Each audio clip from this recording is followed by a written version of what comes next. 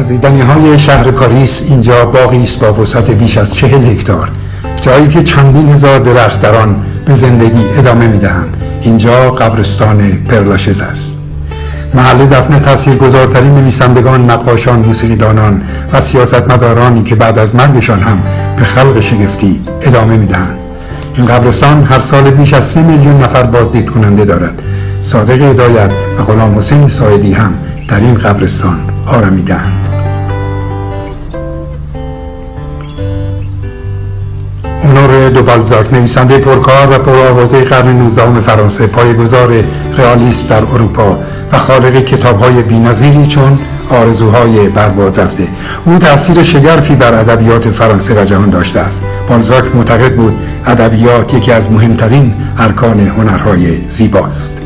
صادق هدایت، نویسنده مشهور و تأثیرگذار دوران تجدد ایران، نویسنده شاهکاری سراسر ایرانی به نام بوفکور، رمانی که تاکنون در 70 کشور دنیا به بیش از 50 زبان ترجمه شده است. یک پژوهشگر ایرانی فرانسوی میگوید بوفکور اشاره به فضای فرهنگی اجتماعی سیاه دوران صادق هدایت دارد، جامعه‌ای که همچون جغد کوری بر ویرانه‌های سنت نشسته است، کوری که اگر گریبان جامعه ایرانی دوران هدایت را نگرفته بود، شاید او از خودکشی که همیشه همراهش بود منصرف میشد. مارسل پروست، همسایه صادق هدایت. آقای مارسل پروست نویسنده کتاب معروف در جستجوی زمان از دست رفته. او آنچه را که از طریق کتاب، موسیقی و دیگر شاخه‌های هنری آموخته بود به ساختاری پویا از کلمات تبدیل کرد. عقیده داشت خرد تنها پس از سفری که جز ما کسی نمیتواند به آن برود به دست میآید.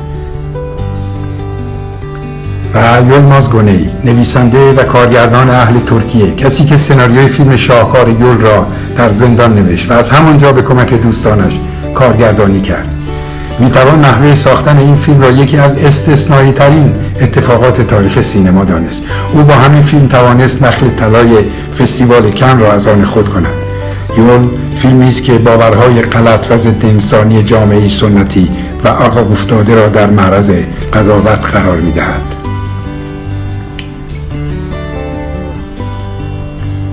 و غلام حسین ساعدی، پزشک، نویسنده و شاعر سرشناس ایرانی معروف به گوهر مراد، متولد تبریز، نویسنده‌ای که محتوای آثارش در سطح نویسندگان بزرگ دنیا قرار گرفته است. ساعدی عضو کانون نویسندگان ایران بود و بارها شرایط سخت زندان را تجربه کرد. به قول شاملو، پس از شکنجه‌های روحی و جسمی دیگر مطلقاً زندگی نکرد و آهسته آهسته در خود تپید و مرد. مولیر، نمایشنامه‌نویس شهیر، شوپن، موسیقیدان، اسکار وایلد و دیگران در این قبرستان مدفون هستند. جالب این که کسانی که درباره آنها گفتیم سالهای عمرشان حداکثر 51 سال بوده است.